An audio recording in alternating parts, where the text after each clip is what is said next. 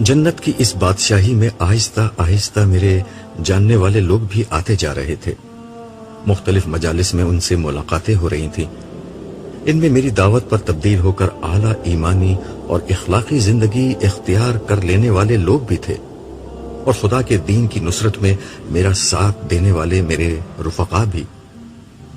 ان میں سے ہر شخص سے مل کر یوں لگتا تھا کہ زندگی میں خوشی اور محبت کا ایک اور در کھل گیا ہے.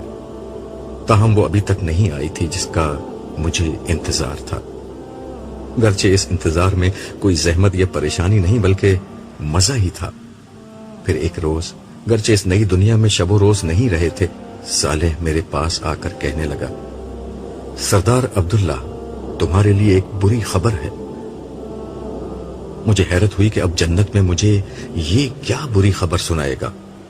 تاہم اس کا لہجہ ایسا تھا کہ میں پوچھنے پر مجبور ہو گیا، کیوں بھائی، یہاں کیا خبر بری خبر ہو سکتی ہے؟ سردار عبداللہ، بری خبر یہ ہے کہ تمہارے عیش کرنے کے دن ختم ہو گئے. تم نے نائمہ کے پیچھے آزادی کے بہت دن دیکھ لیے. اب تمہاری نگرانی کے لیے نائمہ خود آ رہی ہے. کیا سچ؟ میں نے شدت جذبات سے مغلوب ہو کر صالح کو گلے لگاتے ہوئے کہا. اور کیا میں جھوٹ بولوں گا؟ پھر میرے سر کو سہلاتے ہوئے بولا، مجھے چھوڑ دو. میں نے نائمہ کے آنے کی خوشخبری دی ہے، مگر میں خود نائمہ نہیں ہوں. تم ہو بھی نہیں سکتے، میں نے اسے چھوڑتے ہوئے کہا. لیکن یہ بتاؤ کہ اتنی اچھی خبر تم مجھے دھمکی کے انداز میں کیوں سنا رہے ہو؟ ویسے تمہیں نائمہ سے اگر یہی توقع ہے تو مجھے یقین ہے کہ تمہیں بہت مایوسی ہوگی. خیر چھوڑو ان باتوں کو. میں نائمہ کے آنے پر اسے ایک بہترین تحفہ دینا چاہتا ہوں. کیا تحفہ دینا چاہتے ہو؟ ایک بہترین گھر. بھائی، تمہارے پاس تمہارا گھر ہے اور اس کے پاس اس کا اپنا گھر ہوگا. اب اس نئی دنیا میں خاندانی نظام تو ہوگا نہیں کہ گھر دینا تمہاری ذمہ داری ہو، نہ اسے تمہارے بچوں کو گھر بیٹھ کر پالنا ہے. پھر ایک نیا گھر کیوں بناتے ہو؟ مجھے معلوم ہے کہ ہر جنتی کی اپنی رہائش اور اپنی سلطنت ہوگی، لیکن میری خواہش ہے کہ اپنی پسند سے نائمہ کے لیے ایک گھر بناؤں جو میری سلطنت میں ہو، اور پھر اس گھر کو نائمہ کو گفٹ کروں. جانتے نہیں اللہ نے اسراف کرنے والوں کو شیطان کے بھائی کہا ہے. وہ اس وقت مجھے تنگ کرنے کے موڈ میں تھا. جنت میں شیطان نہیں آ سکتا، مگر اس کے بعض شاگرد ضرور موجود ہیں جو میاں بیوی میں محبت پیدا کرنے کے بجائے دوری پیدا کرتے ہیں. میں نے مصنوعی غصے کے ساتھ اسے گھورتے ہوئے کہا، ٹھیک ہے ٹھیک ہے. وہ ہاتھ جوڑتے ہوئے بولا، مجھے بتاؤ کیا کرنا چاہتے ہو. اس کے بعد میں نے اسے ساری تفصیلات سمجھائیں. میری بات ختم ہوئی تو وہ بولا، چلو محل دیکھنے چلو. میں نے حیران ہو کر پوچھا، کیا مطلب؟ کیا محل بن گیا؟ تم کیا سمجھتے ہو؟ تم دنیا میں کھڑے ہو کہ پہلے زمین خریدو گے، پھر نقشہ پاس کراؤ گے، پھر ٹھیکیدار ڈھونڈو گے، اور پھر کئی ماہ محل تعمیر ہوگا. سردار عبداللہ، یہ تمہاری بادشاہی ہے. خدا کی قوت تمہارے ساتھ ہے. تم نے کہا اور سب ہو گیا. یہی یہاں کا قانون ہے. ہم وسیع و عریض سمندر کے سینے پر سفر کر رہے تھے. صالح اور میں سمندری جہاز جیسی کسی چیز میں سوار تھے. سفر کا یہ طریقہ صالح کے کہنے پر ہی اختیار کیا گیا تھا.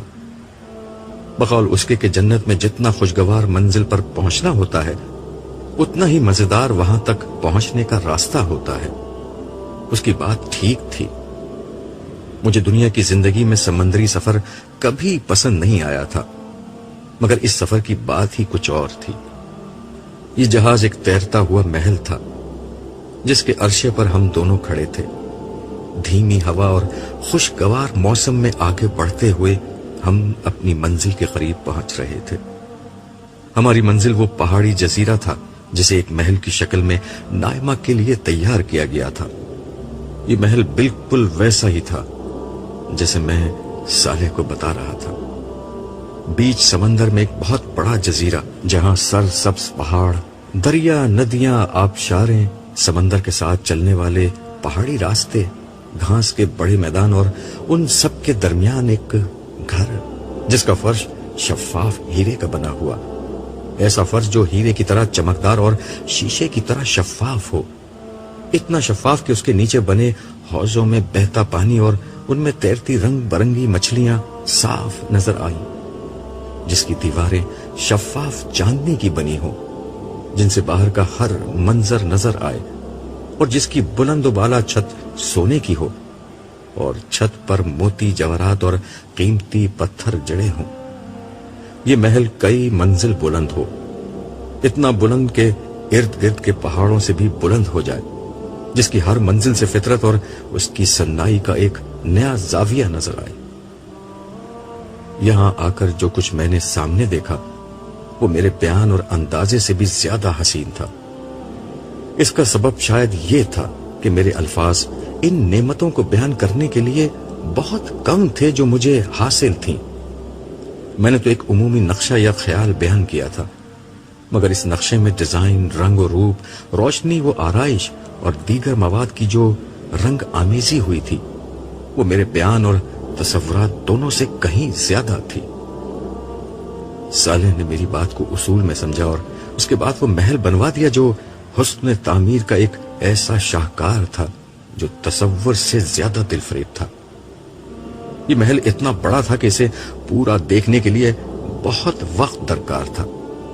मैंने सालेह से कहा, मेरा इत्मीनान हो गया, ऐसा है कि अभी चलते हैं, नाइमा आएगी तो उसके साथ। मेरा जुमला यहीं तक पहुंचा था कि मौसीकी और नगमगी से भरपूर एक आवाज आई, मगर मैं तो यहां आ चुकी हूं। मैंने पीछे मुड़कर देखा तो बस देखता ही रह गया। ये नाइमा थी और नाइमा नहीं भी थी। हशर के दिन में नाइमा को नौजवान और बहुत खूबसूरत देखा था, मगर यहां मेरे सामने जो लड़की खड़ी थी उसकी कैफियत को बयान करने के लिए हुस्न, खूबसूरती, नौजवानी, शबाब, रूप, कशिश जैसे अल्फाज कोई हैसियत नहीं रखते थे। मैं अभी इसी कैफियत में था कि सालेह की आवाज आई, आपसे मिलिए, आप सरदार अब्दुल्ला हैं, ये नाइमा है और ये मुझे मालूम है कि आपको एक दूसरे से मिलकर बहुत खुशी हुई है। तुमने मुझे बताया क्यों नहीं कि नाइमा पहले से यहां होगी? मैंने कदरे नाराजगी के साथ सालेह की तरफ देखते हुए कहा। नाइमा सालेह की सफाई पेश करते हुए बोली, इन्हें मैंने मना किया था, मैं आपको सरप्राइज देना चाहती थी। ये भी आपको सरप्राइज देना चाहते थे। देखा आपने, आपके लिए कितना गैर मामूली घर बनवाया है इन्होंने। हाँ, मैंने देख लिया, मुझे तो अपनी आंखों पर यकीन ही नहीं आता। और मुझे अपनी आंखों पर यकीन नहीं आ रहा, मैंने नाइमा को देखते हुए कहा। फिर सालेह को मुखातिब करते हुए कहा, आपकी बेगम तो है नहीं, आप रुखसत होने का क्या लेंगे? उसने हंसते हुए जवाब दिया, मैं दुनिया में हमेशा तुम्हारे साथ रहा था, आज भी ये चाहता हूं कि तुम्हारे साथ रहूं। मगर भाई, उस वक्त आप नजर नहीं आया करते थे, वो शरारती अंदाज में बोला। यह अब भी मुमकिन है कि मैं गायब रहकर यहां मौजूद रहूं। ये कहते ही वो हमारी नजरों से गायब हो गया और फिर उसकी आवाज आई, ऐसे ठीक है? नहीं भाई नहीं, ऐसे नहीं चलेगा, नाइमा एकदम बोली। सालेह दोबारा जाहिर हो गया। नाइमा ने उसे देखकर इत्मीनान का सांस लिया और बोली, आप वादा करें जब भी आएंगे इंसानों की तरह सामने आएंगे और जाएंगे तो इंसानों की तरह जाएंगे। अच्छा भाई अच्छा, उसने सर हिलाकर जवाब दिया, मगर उसकी आंखों में बदस्तूर शरारत चमक रही थी। वो बड़ी मासूमियत से बोला, मसला यह है कि मैं इंसान तो हूं नहीं, फिर इंसानों वाले ज़ाब्ते मुझ पर कैसे अप्लाई हो सकते हैं? सोच लो, मेरी पहुंच तुम्हारे सरदार तक है, मेरी एक शिकायत पर वो तुम्हें वाकई इंसान बना सकते हैं। मैंने मुस्कुराकर कहा तो वो लहजे में उदासी लाते हुए बोला, यार धमकियां क्यों देते हो? मैं वादा करता हूं कि मैं आऊंगा और जाऊंगा तो इजाजत ले लिया करूंगा, और अगर तुम कहो तो मैं अभी चला जाता हूं। यह कहकर वो पीठ फेर कर मुड़ा और 2-4 कदम चला, फिर घूमकर नाइमा से बोला, گرچہ میرے جانے سے کوئی فرق نہیں پڑتا، کیونکہ تم دونوں کے بچے یہاں آ چکے ہیں اور ان کا فیصلہ ہے کہ ہم اپنی ماں کی شادی خود کریں گے، اس کے بعد ہی تم عبداللہ کے گھر آ سکتی ہو۔ صالح نے بالکل صحیح کہا۔ لیلا اندر آتے ہوئے زور سے بولی اور تیر کی طرح بھاگ کر میرے پاس آ گئی۔ اس کے پیچھے ہی انور، جمشید، عالیہ اور عارفہ بھی تھے۔ ان کو دیکھ کر میری خوشی کئی گنا بڑھ گئی۔ میں نے سب کو اپنے گلے لگا کر پیار کیا۔ ملنے ملانے سے فارغ ہوئے تو نائمہ نے قدرے غصے کے ساتھ ان سے کہا، یہ کیا بچپنے والی بات تم لوگ کر رہے ہو کہ ہماری دوبارہ شادی ہوگی؟ عالیہ نے کہا، امی پچھلی دنیا میں ہم میں سے کوئی بھی آپ کی شادی میں موجود نہیں تھا، اس لیے ہم سب بہن بھائیوں کی متفقہ رائے یہ ہے کہ ہم آپ لوگوں کی شادی بڑے دھوم دھام سے کریں گے۔ ہم آپ کو خود دلہن بنا کر رخصت کریں گے اور اس وقت تک آپ کا ابو سے پردہ ہوگا۔ انور نے مداخلت کرتے ہوئے کہا، پردے والی بات تو بڑی سخت ہے، بس اتنی شرط لگا دو کہ تنہائی میں نہیں ملیں گے۔ اس مہربانی کا بہت شکریہ، یہ بتا دو کہ شادی کب ہوگی؟ میں نے بے بسی سے پوچھا۔ جب تیاریاں مکمل ہو جائیں گی، عارفہ نے بڑی سنجیدگی سے کہا۔ اور کیا تیاریاں ہوں گی؟ میں نے دریافت کیا۔ میں بتاتی ہوں، لیلا بولی، جگہ تو یہی ٹھیک ہے، بس کپڑے زیورات وغیرہ کا انتظام کرنا ہے، اور مجھے بھی اپنے ذرا اچھے کپڑے بنوانے ہیں، ابو جیسے۔ مجھے تو ابو کے کپڑے دیکھنے کے بعد اپنے کپڑے اچھے ہی نہیں لگ رہے۔ جمشید نے بھی مطالبات میں اپنا حصہ ڈالا۔ اچھا، یہ سب تیاریاں ہو گئیں تو شادی ہو جائے گی؟ میں نے پوچھا۔ کیوں نہیں؟ سب نے مل کر کہا۔ چلو پھر ابھی ہی چلو، میں تمہیں جنت کے سب سے بڑے شاپنگ کے علاقے میں لے چلتا ہوں۔ ویسے تو تم لوگ وہاں گھس بھی نہیں سکتے، لیکن میری طرف سے جو دل چاہے آج شاپنگ کر لو۔ اس پر سارے بچوں نے خوشی کا ایک نعرہ لگایا۔ پھر ہم شاپنگ کے لیے روانہ ہو گئے۔ یہ ایک اور الف لیلوی جگہ تھی۔ میں اس سے پہلے صالح کے ساتھ یہاں کئی دفعہ آ چکا تھا، مگر ہر دفعہ یہاں نت نئی چیزیں موجود ہوا کرتی تھیں۔ اس جگہ کے لیے شاپنگ سینٹر یا بازار جیسی اصطلاحات قطعاً غیر مناسب تھی۔ یہ سینکڑوں میل تک پھیلا ہوا ایک علاقہ تھا جو رنگ و نور کے سیلاب سے روشن تھا۔ یہاں رات کا وقت ہی طاری رہا کرتا تھا۔ کھانے پینے، پہننے اور برتنے کی یہاں اتنی اشیاء تھیں کہ ان کی تعداد تو دور کی بات ہے، ان کی مختلف اقسام اور ویرائٹی ہی کروڑوں کی تعداد میں تھی۔ ہر جگہ یہاں فرشتے تعینات تھے۔ لوگ ڈسپلے سے چیز پسند کر لیتے اور پھر فرشتوں کو نوٹ کرا دیتے، جس کے بعد یہ چیزیں لوگوں کے گھروں میں پہنچا دی جاتی۔ فرشتے ہر شخص کا ریکارڈ چیک کر کے اس کے بارے میں سب کچھ جان لیتے۔ اس بازار کے دو حصے تھے۔ ایک حصے میں عام جنتی خریداری کر سکتے تھے، دوسرا حصہ خواص کے لیے مخصوص تھا۔ عام لوگ یہاں جا تو سکتے تھے، مگر یہاں خریداری کی اجازت صرف اعلیٰ درجے کے جنتیوں کو تھی۔ یہ سب پہلی دفعہ یہاں آئے تھے۔ میں پہلے انہیں عوام والے حصے میں لے کر گیا۔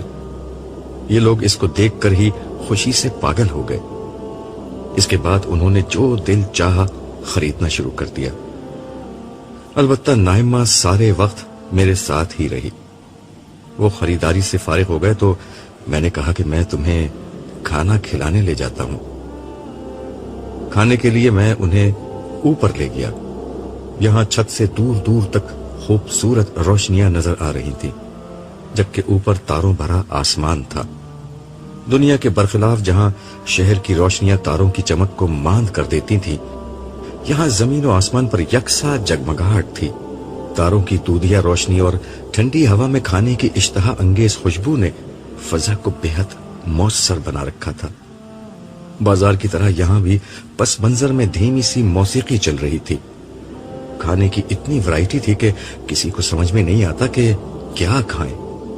جو چیز لیتے وہ اتنی لذیذ ہوتی کہ چھوڑنے کا دل ہی نہیں چاہتا تھا۔ مگر شکر خدا کا کہ یہاں پیٹ بھرنے کا کوئی مسئلہ ہی نہیں تھا، جس کی بنا پر جب تک دل چاہتا رہا ہم لوگ بیٹھے کھاتے رہے۔ واپسی پر میں جان بوجھ کر ان لوگوں کو بازار کے اس علاقے سے لے گیا جہاں صرف اعلیٰ درجے کے جنتی خریداری کر سکتے تھے۔ اسے دیکھ کر ان لوگوں کی آنکھیں پھٹ گئی۔ جمشید نے کہا، یہ بھی شاپنگ سینٹر کا حصہ ہے؟ ہاں، یہ بھی شاپنگ کا علاقہ ہے، میں نے جواب دیا۔ میری بات پوری طرح سنے بغیر ہی یہ سب لوگ شاپنگ کے لیے بکھر گئے۔ میرے ساتھ نائمہ ہی رہ گئی۔ کیوں، تم کچھ نہیں خریدو گی؟ پہلے بھی تم نے کچھ نہیں لیا اور اب بھی یہیں کھڑی ہو؟ میری بات سن کر نائمہ دھیرے سے مسکرا کر بولی، میرے لیے سب سے زیادہ قیمتی چیز آپ کا ساتھ ہے۔ یہ انمول چیز آپ کے قرب کے سوا کہیں اور نہیں ملے گی۔ یہ کہتے ہوئے نائمہ کا روشن چہرہ اور روشن ہو گیا۔ ہم دونوں ایک جگہ ٹھہر کر خواب و خیال سے زیادہ حسین اس جگہ اور اس ماحول کو انجوائے کرنے لگے۔ وسیع و عریض رقبے پر پھیلا ہوا یہ بازار اپنے اندر ہر قسم کی دکانیں لیے ہوئے تھا۔ ملبوسات، فیشن، جوتے، آرائش، تحائف اور نہ جانے کتنی ہی دیگر چیزوں کی دکانیں یہاں تھیں۔ ہر دکان اتنی بڑی تھی کہ کئی گھنٹوں میں بھی نہیں دیکھی جا سکتی تھی۔ دنیا کے بڑے سے بڑا شاپنگ سینٹر بھی ان دکانوں کے سامنے کچھ نہ تھا۔ لیکن یہاں کی اصل کشش یہ دکانیں نہیں بلکہ وہ محصور کن ماحول تھا جو ہر سو چھایا ہوا تھا۔ دل و دماغ کو اپنی طرف کھینچتی چیزوں سے بھری دکانیں، ان میں جگمگ جگمگ کرتی روشنیاں، معطر فضا، خنک ہوا، دھیمی دھیمی موسیقی، خوبصورت فوارے، رنگ و نور کی ہزار ہا صنائیاں، طرح طرح کے دیگر ڈیزائنز، دلکش مناظر اور حسین ترین لوگوں کی چہل پہل، سب مل کر ایک انتہائی متاثر کن ماحول پیدا کر رہے تھے۔ یہاں کا ماحول آنے والوں کی دیکھنے، سننے، سونگنے اور دوسری اس قوت پر جس سے ان کا ذہن کوئی تاثر قبول کرتا ہے، اس طرح حملہ کر رہا تھا کہ اسے گنگ کر دیتا۔ دوسروں کے لیے یہ جگہ خریداری کی جگہ تھی، جبکہ میرے لیے یہ ذوق جمال کی تسکین کا ایک اعلیٰ ذریعہ تھی۔ مگر اس وقت تو نائمہ کے قرب نے یہاں کے ہر رنگ کو میری نظر میں پھیکا کر دیا تھا۔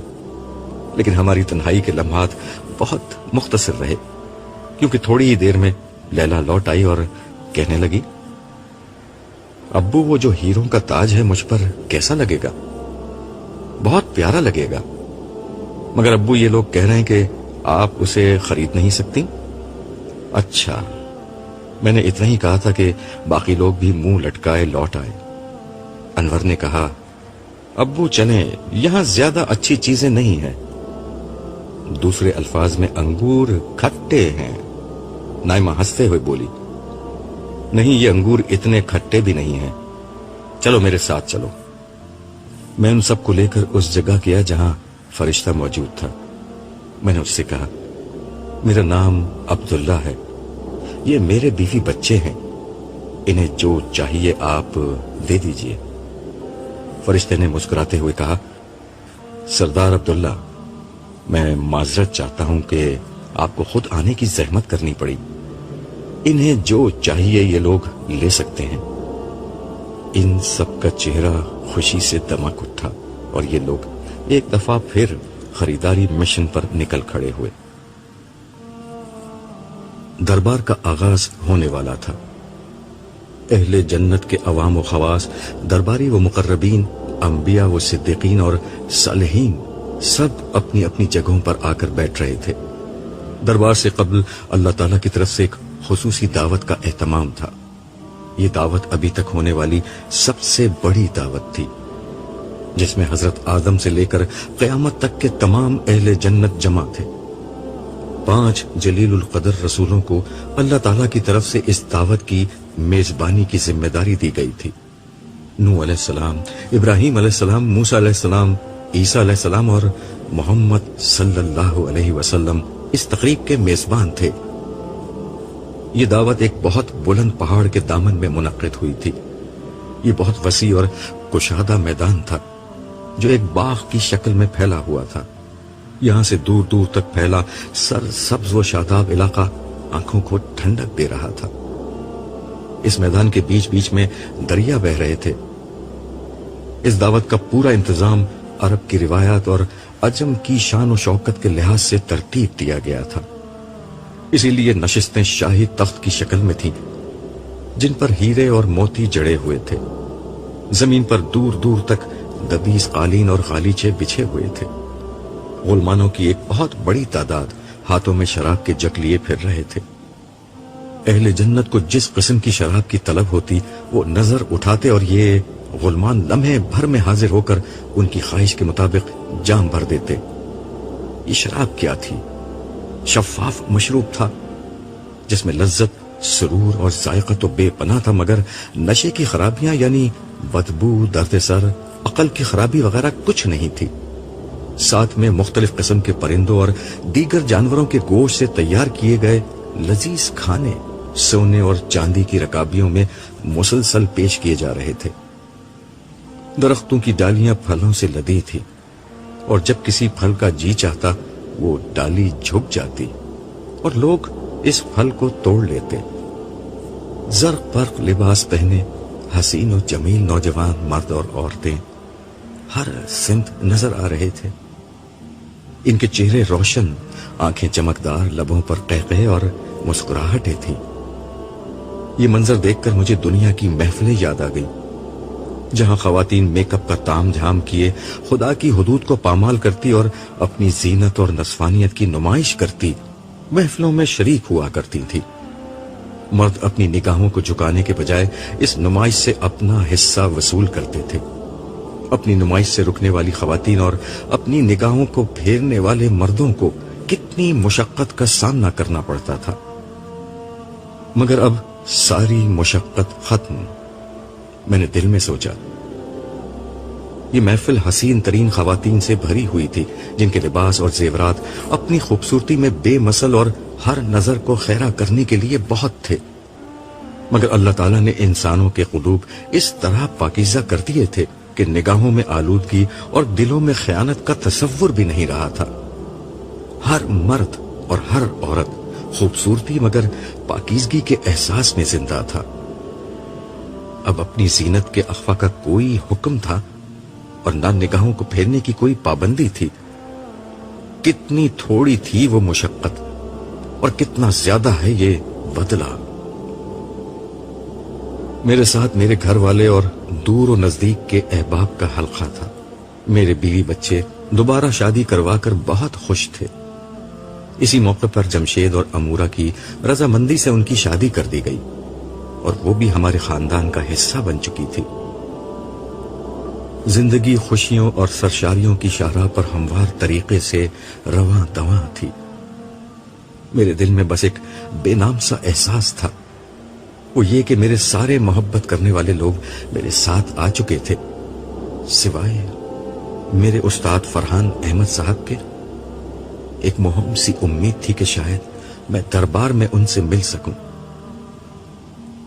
دعوت کے اختتام پر لوگ دربار میں اپنی اپنی متعین نشستوں پر آ کر بیٹھنا شروع ہو گئے. عرش الہی کے بالکل قریب مقربین بیٹھے ہوئے تھے. ان میں حضرت انبیاء، صدیقین و شہداء اور صالحین کی ایک بہت بڑی تعداد شامل تھی، جبکہ باقی اہل جنت ان کے پیچھے بیٹھے ہوئے تھے. اس نشست کی سب سے خاص بات یہ تھی کہ آج پہلی دفعہ لوگوں نے دیدار الہی کی اس نعمت سے فیضیاب ہونا تھا جو اہل جنت کا سب سے بڑا احساس تھا. نبی کریم صلی اللہ علیہ وسلم نے خبر دی تھی کہ جس طرح دنیا میں 14ویں کا چاند کا دیدار کیا جاتا ہے اسی طرح جنت میں دیدار الہی ہوگا. اس لیے لوگوں میں بے پناہ جوش و خروش تھا. اس کے علاوہ آج ہی کے دن لوگوں کو ان کے اعزاز و مناقب رسمی طور پر عطا کیے جانے تھے. چنانچہ ہر شخص دربار کے آغاز کا منتظر تھا. لوگ اپنی اپنی نشستوں پر براجمان ہو چکے تھے. ہر زبان پر تسبیح و تمجید، ہر دل میں تکبیر و تحلیل اور ہر نگاہ میں حمد و تشکر کے احساسات تھے.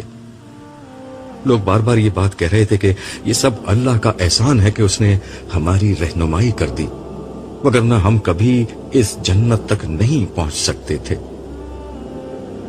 دربار کے آغاز پر فرشتوں نے اللہ کی تسبیح و تمجید کی. اس کے بعد داؤد علیہ السلام تشریف لائے اور اپنی پرسوز آواز میں ایک حمدیہ گیت اس طرح گایا کہ سما بند گیا۔ اس کے بعد حاملین عرش نے اعلان کیا کہ پروردگار عالم اپنے بندوں سے گفتگو فرمائیں گے۔ کچھ ہی دیر میں اللہ تعالیٰ نے انتہائی محبت اور نرمی کے ساتھ اپنے بندوں سے گفتگو فرمانا شروع کی۔ اس گفتگو میں اللہ تعالیٰ نے اپنے بندوں کی بڑی تحسین فرمائی جو اپنی محنت، جدوجہد اور صبر سے اس مقام تک پہنچے تھے۔ بندوں سے پوچھا گیا کہ کیا وہ اس صلے پر راضی ہیں جو ان کی محنت کے عوض انہیں ملا ہے؟ سب نے یک زبان ہو کر جواب دیا کہ ہم نے اپنی توقعات سے بڑھ کر بدلہ پایا ہے، اور وہ کچھ پایا ہے جو کسی اور مخلوق کو نہیں ملا۔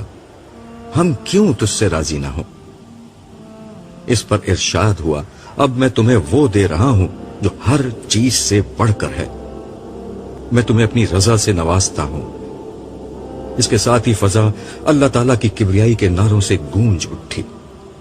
پھر مناقب و اعزاز کا سلسلہ شروع ہوا۔ یہ بہت طویل عمل تھا، لیکن یہاں ان گنت نعمتیں مسلسل مہیا کی جا رہی تھیں جن کی بنا پر لوگ اطمینان کے ساتھ بیٹھے ہوئے تھے۔ دیگر لوگوں کی طرح میرے گھر والے بھی میرے ساتھ ہی اگلی نشستوں پر بیٹھے تھے۔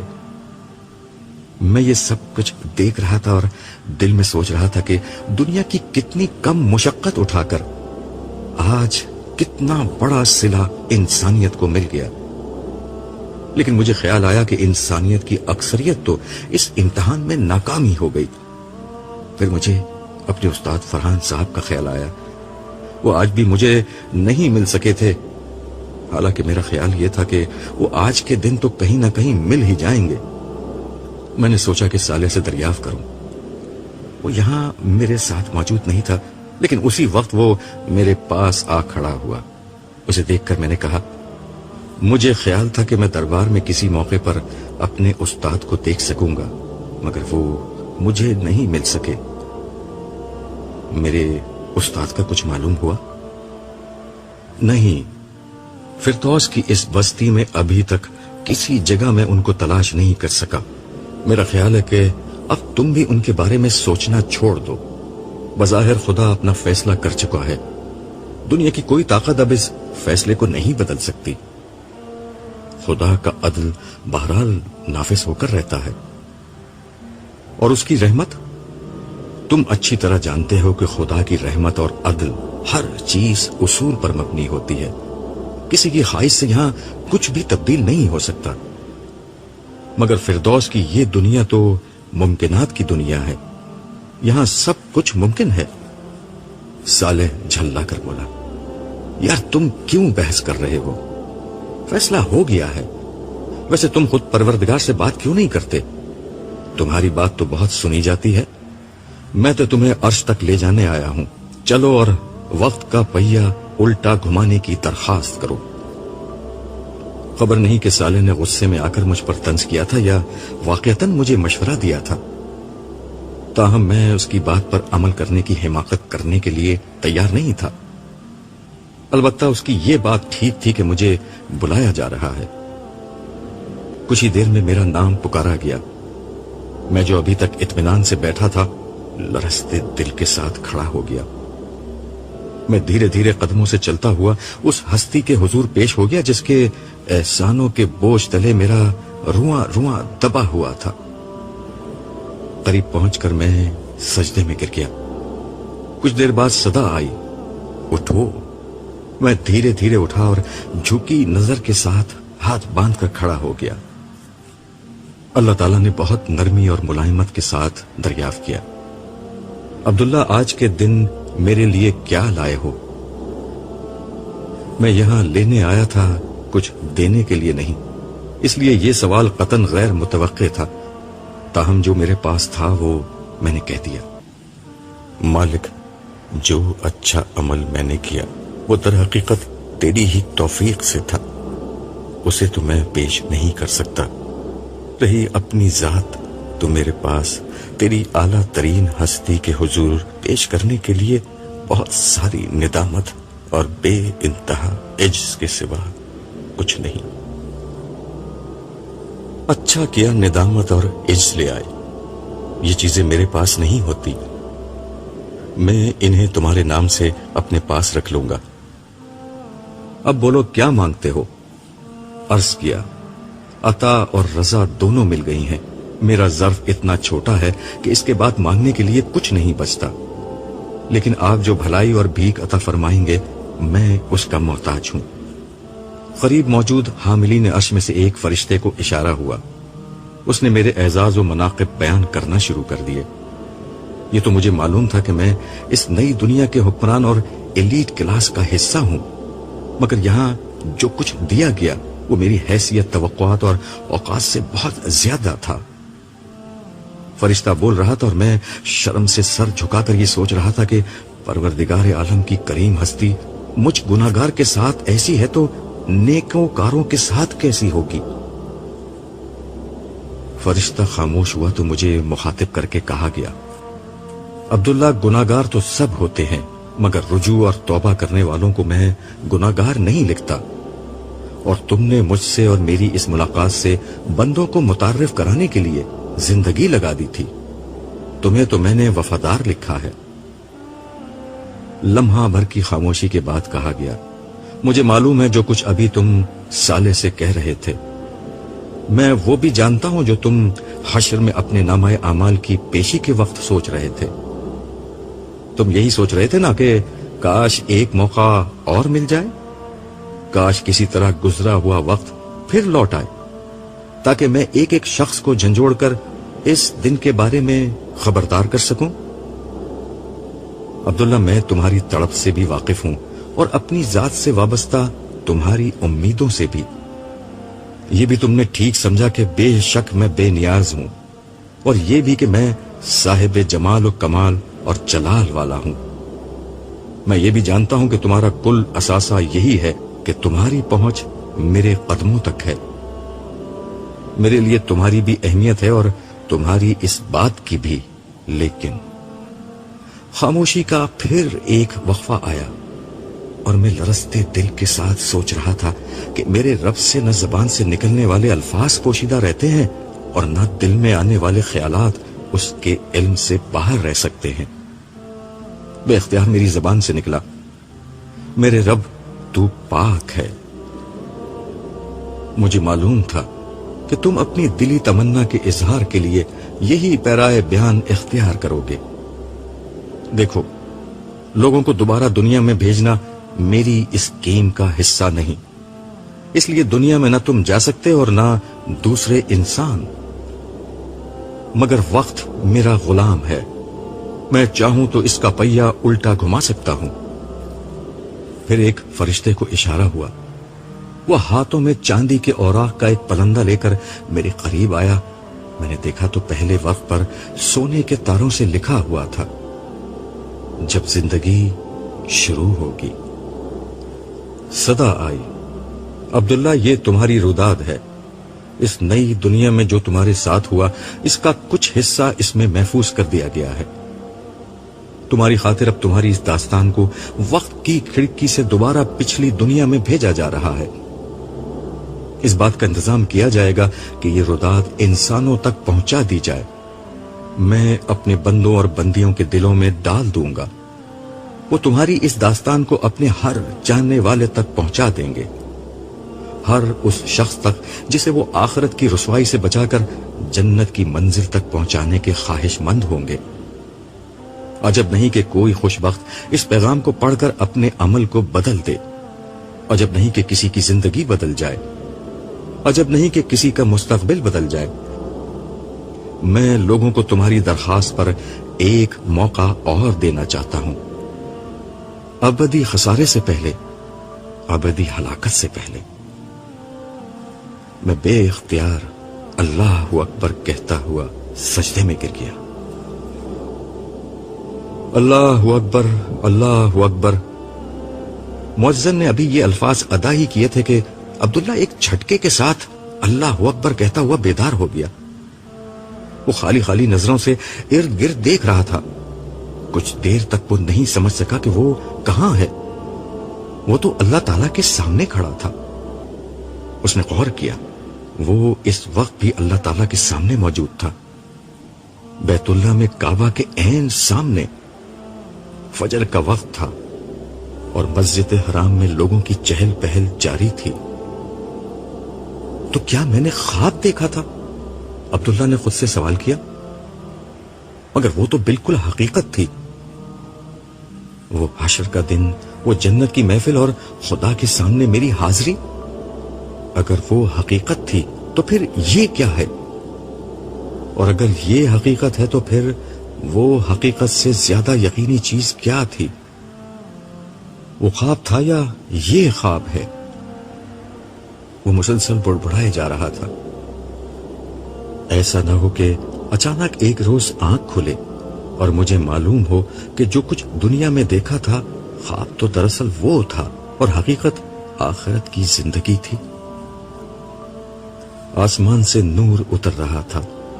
سفید جگمگاتی ہوئی روشنیوں سے حرم کی فضا دودھیا ہو رہی تھی. آسمان تاریک تھا مگر اس جگہ دن کی روشنی سے زیادہ چہل پہل تھی. یہ حرم مکہ تھا، اہل ایمان کا کعبہ، اہل دل کا مرکز اور اہل محبت کا قبلہ. خدا کے بندے اور بندیاں، ہر نسل، ہر قوم کے لوگ یہاں جمع تھے، خدا کی حمد و تسبیح اور تعریف کرتے ہوئے. آج حرم پاک میں عبداللہ کی آخری شب تھی، مگر یہ آخری شب عبداللہ کی زندگی کی سب سے قیمتی شب بن چکی تھی. عبداللہ کچھ دیر قبل حیرانی کی جس کیفیت میں تھا اب اس سے باہر آ چکا تھا. اس نے حرم کو دیکھا اور پھر ارد گرد نظر ڈالی. حرم سے باہر ہر طرف بلند و بالا عمارات کا منظر تھا. یہ دیکھ کر اس پر ایک دوسری کیفیت طاری ہو گئی. اس کی آنکھوں سے آنسو بہنے لگے. اس کا دل مالک ذوالجلال کے حضور سراپا التجا بن گیا. مالک، قیامت کا حادثہ سر پر آ کھڑا ہوا ہے. ننگے پاؤں بکریاں چرانے والے اونچی اونچی عمارتیں بنا رہے ہیں. تیرے محبوب رسول کی پیش گوئی پوری ہو چکی ہے. اب مجھے تیرے بندوں تک تیرا پیغام پہنچانا ہے. قیامت سے قبل انہیں قیامت کے حادثے سے خبردار کرنا ہے. مجھے لوگوں کو جھنجھوڑنا ہے. آج دنیا کی محبت فکر آخرت پر غالب آ چکی ہے. تیری ملاقات سے غفلت عام ہے. حکمران ظالم ہیں اور عوام جاہل. امیر مال مست ہیں اور غریب حال مست. تاجر منافع خور، ذخیرہ اندوز اور جھوٹے ہیں. سیاستدان بددیانت ہیں، ملازم کام چور ہیں. مردوں کا مقصد حیات صرف دولت کمانا بن چکا ہے اور عورتوں کا مقصد زندگی محض زیب و زینت اور اپنی نمائش. عبداللہ کی آنکھوں سے آنسو جاری تھے. اس کے دل سے مسلسل دعا و مناجات نکل رہی تھیں. وہ دعا جس کا قبول ہونا شاید مقدر ہو چکا تھا. مولا، آج لوگ تجھ سے غافل و بے پرواہ ہو کر ظلم اور دنیا پرستی کی زندگی گزار رہے ہیں. مذہب کے نام پر کھڑے ہوئے لوگ فرقہ واریت کے اسیر ہیں یا سیاست میں الجھے ہوئے ہیں. کوئی نہیں جو تیری ملاقات سے خبردار کر رہا ہو. تو مجھے اس خدمت کے لیے قبول فرما لے. تو مجھے اپنے پاس سے ایسی صلاحیت عطا کر کہ میں تیری ملاقات اور آنے والی دنیا کا نقشہ تیرے بندوں کے سامنے کھینچ کر رکھ دوں. جو کچھ تو نے قرآن میں بیان کیا اور تیرے محبوب نبی نے جس عظیم واقعے کی خبر دی ہے، اس دن کی ایک زندہ تصویر میں تیرے بندوں تک پہنچا دوں. انسانیت کو معلوم نہیں کہ اس کے پاس مہلت عمل ختم ہو چکی ہے. مجھے قبول کر کے میں اس بات سے تیرے بندوں کو خبردار کر سکوں. پروردگار، ساری انسانیت کو ہدایت دے دے، اور اگر تو نے سب کچھ ختم کرنے کا فیصلہ کر لیا ہے تو پھر میرے لیے آسان کرتے کہ جتنے لوگ ہو سکے میں انہیں جنت کی راہ دکھا سکوں، انہیں تجھ تک پہنچا سکوں، اس سے پہلے کہ سور پھونک دیا جائے، اس سے پہلے کہ مہلت عمل ختم ہو جائے. عبداللہ نے آخری طواف ایک خاص کیفیت میں مکمل کیا تھا. ایک تو حرم کا طواف، وہ بھی آخری. پھر رات جو کچھ دیکھا اس کے بعد کعبہ وہ کعبہ نہیں رہا تھا جو دوسروں کو نظر آ رہا تھا. یہ کعبہ اب اسے عرش الہی کا پیکر نظر آ رہا تھا. مگر وہ ایک انسان ہی تو تھا، پے در پہ طواف کر کے شل ہو چکا تھا۔ وہ آخری طواف سے فارغ ہوا، کچھ دیر تک بیٹھ کر کعبے کو دیکھتا رہا، پھر یاس و آس کی کیفیت میں اٹھا اور اپنے دل پر جبر کر کے وہ کام شروع کیا جو اہل دل کے لیے مشکل ترین عمل ہوتا ہے، آخری دفعہ مسجد الحرام سے باہر نکلنے کا عمل۔ صبح کی روشنی پوری طرح طلوع ہو چکی تھی۔ وہ آہستہ آہستہ اس حالت میں باہر کی سمت بڑھ رہا تھا کہ بار بار ایڑیاں گھومتی اور وہ رک کر دوبارہ کعبے کو دیکھنے لگتا۔ پھر اس نے ایک مضبوط فیصلہ کیا اور اللہ اکبر کہتے ہوئے قدر تیز رفتاری سے آگے بڑھنے لگا، مگر چلتے ہوئے پھر بے اختیاری کے عالم میں گردن گھومی اور الوداعی نظریں بیت اللہ کا طواف کرنے لگی۔ ابھی اس نے ایسا ہی کیا تھا کہ اس کا کندھا کسی سے ٹکرا گیا۔ عبداللہ کی نگاہ لوٹی تو سامنے ایک سفید ریش بزرگ تھے۔ اسے احساس ہو چکا تھا کہ اس کا کندھا ان بزرگ کے سینے سے ٹکرا گیا ہے جو اس کے ہم وطن محسوس ہوتے تھے۔ عبداللہ کا جذبہ عبادت اب ندامت میں بدل چکا تھا۔ اس نے فوراً معذرت خواہانہ لہجے میں کہا، معاف کیجیے گا، غلطی میری ہے، میں سامنے نہیں دیکھ رہا تھا۔ کوئی بات نہیں، بزرگ نے شفقت آمیز لہجے میں کہا۔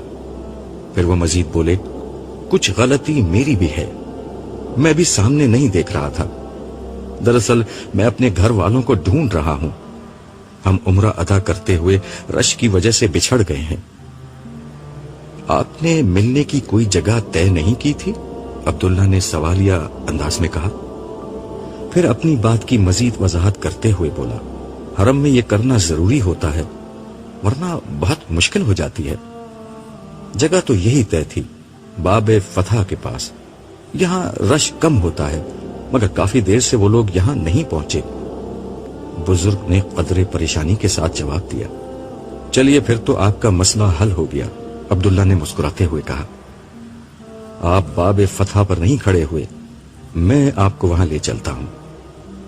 بزرگ نے کچھ خجالت کے ساتھ ارد گرد دیکھا اور پھر عبداللہ کے ساتھ آگے بڑھتے ہوئے بولے، ہم دراصل کل رات ہی یہاں پہنچے ہیں، پہلی دفعہ آئے ہیں، اس لیے یہاں کا پوری طرح اندازہ نہیں۔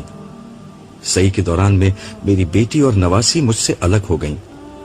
ہمارے پاس 2 موبائل تھے جو ان کو دے دیے تھے، انہیں جگہ بھی سمجھا دی تھی مگر خود بھول گیا۔ اللہ کا شکر ہے کہ تم مجھ سے ٹکرا گئے، ورنہ نہ جانے کتنی دیر اور میں یہاں رک کر ان کا انتظار کرتا۔ اللہ کے ہر کام میں مصلحت ہوتی ہے، عبداللہ نے جواب دیا۔ اللہ کا نام لیتے ہوئے اس کے لہجے میں سارے جہاں کی مٹھاس آ چکی تھی۔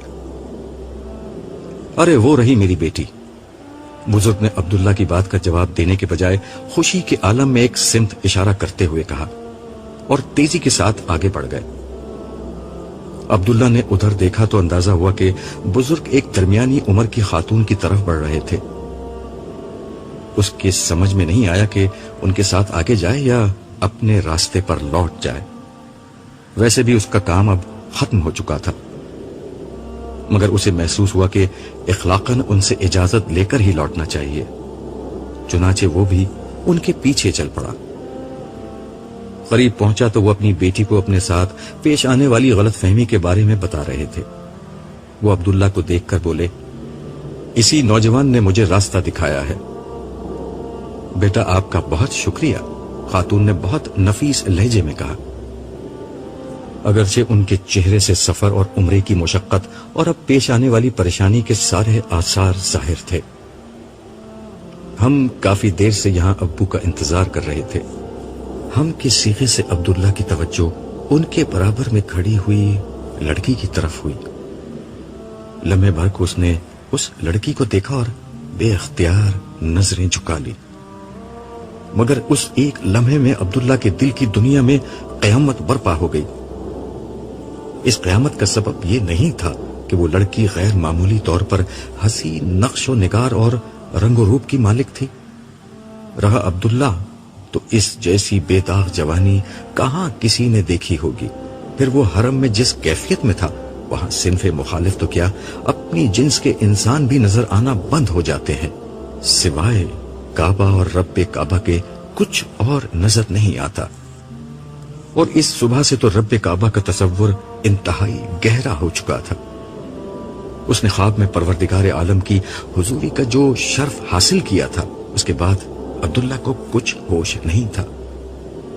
ایسے میں خواب کی دیگر تفصیلات اسے کہاں یاد رہ سکتی تھی، مگر اس دلکش نسوانی چہرے نے خواب کی ایک ایک تفصیل اسے یاد دلا دی۔ ہر منظر، ہر واقعہ ذہن کے صفحات پر اس طرح تازہ ہو گیا تھا کہ گویا کوئی لکھی ہوئی کتاب ہے جسے بے تکلف وہ پڑھتا چلا جا رہا ہو۔ اور اب اس کتاب کا سب سے روشن وقت اس کے سامنے کھلا ہوا تھا۔ اس کے سامنے سرتاسر روشنی اور سراپا نور نائمہ کھڑی ہوئی تھی۔ خاموشی کا وقفہ طویل ہو رہا تھا، مگر عبداللہ اس سے بے نیاز گردن جھکائے کھڑا تھا۔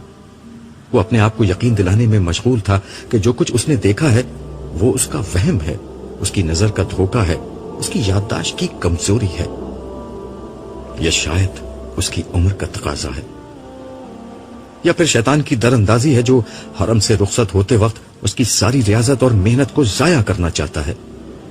شیطان حرم میں آنے والے بڑے بڑے نیک لوگوں کی کمائی اسی طرح لمحہ بھر میں لوٹ لیتا ہے۔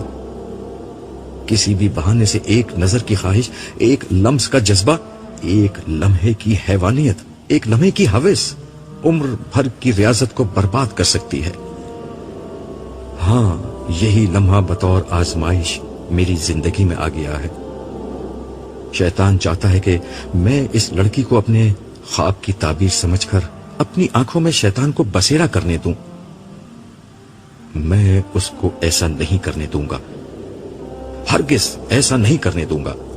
عبداللہ نے دل میں سوچا اور فیصلہ کیا کہ اسے فوراً یہاں سے رخصت ہو جانا چاہیے، مگر اس سے قبل کہ وہ ان لوگوں سے اجازت لیتا، خاموشی کی طویل ہوتے ہوئے وقفے کو ایک تھکی ہوئی مگر انتہائی مترنم آواز نے توڑا۔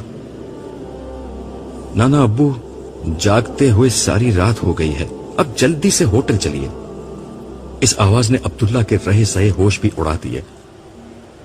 یہ آواز اس کے لیے اجنبی قطن نہ تھی، اسے ہلکا سا چکر آیا۔ بزرگ جو اس کی کیفیت سے قطن بے خبر تھے بولے، ہاں بیٹا چلتے ہیں، ذرا ان سے اجازت لے لیں۔ اس سے قبل کہ وہ بزرگ عبداللہ سے کچھ کہتے، ان کی صاحبزادی نے جو ایک نفیس طبیعت کی خاتون تھیں عبداللہ سے پوچھا، بیٹا چلتے چلتے اپنا نام تو بتاتے جاؤ۔ میرا نام عبداللہ ہے۔ بمشکل عبداللہ کی زبان سے یہ الفاظ نکلے۔ اب یہ وہ وقت تھا جب تہذیبی تقاضوں کے پیش نظر بزرگ نے اپنے آپ کو متعارف کرانا ضروری سمجھا۔ اچھا ہوا بیٹا آمنہ تم نے ان سے تعارف حاصل کر لیا، میں بھی اپنا تعارف کرا دوں۔ میرا نام اسماعیل ہے اور یہ میری بیٹی آمنہ ہے۔ پھر وہ ایک لمحے کے لیے رکے اور اپنی نواسی کی طرف دیکھتے ہوئے محبت آمیز لہجے میں بولے، اور یہ سب سے زیادہ تھکی ہوئی میری نواسی ہے، اس کا نام نائمہ ہے۔ عبداللہ کی شدید ترین خواہش تھی کہ ایک اجنبی نام اس کے کانوں تک پہنچے تاکہ وہ کچھ تو خود کو بہلاوا دے سکے، مگر نائمہ کا نام تابوت کی آخری کیل بن کر اس کے کانوں میں گونجا۔ اس دفعہ دنیا کی کوئی طاقت عبداللہ کو دوبارہ نظر اٹھانے سے نہیں روک سکی۔ اس کے سامنے واقعی نائمہ کھڑی ہوئی تھی، وہ لڑکی جسے اس نے زندگی میں پہلی دفعہ جاگتی آنکھوں سے دیکھا تھا۔